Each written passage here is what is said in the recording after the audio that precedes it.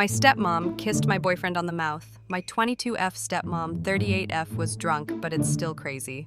My boyfriend is 26M. We were celebrating my boyfriend's birthday. My stepmom loves to drink, and she's been drunk on many occasions.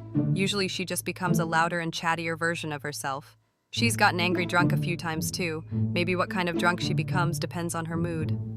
I have never gotten drunk, and I don't drink alcohol, so maybe I'm ignorant on its effects, but I find it hard to believe alcohol can bring this out.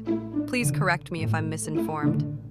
My boyfriend was sitting on a chair, but like reversed, so he had his arms crossed, resting them on the backrest, and his head was on his arms. We were watching a game on TV, and the birthday part had kind of winded down. Most of the guests were gone. I was cleaning up. My stepmom was lounging outside and smoking.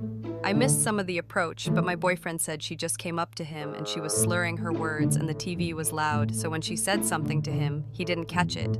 So he gestured for her to come closer and say it in his ear. She leaned in and told him, "You're so handsome, movie star eyes." He said he just smiled back up at her and kind of laughed it off. He could tell she was very drunk. The rest of it I saw for myself. He returned his attention back to the TV.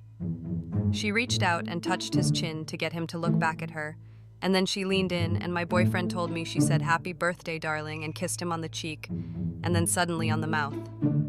If that wasn't enough, she tried to kiss him again, on the mouth, but he pushed her face.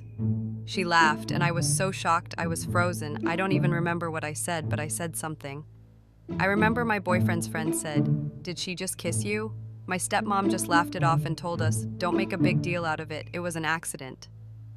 She won't so much as apologize, but when she got sober, she approached me privately to tell me not to tell my dad. Eta. If I tell my dad?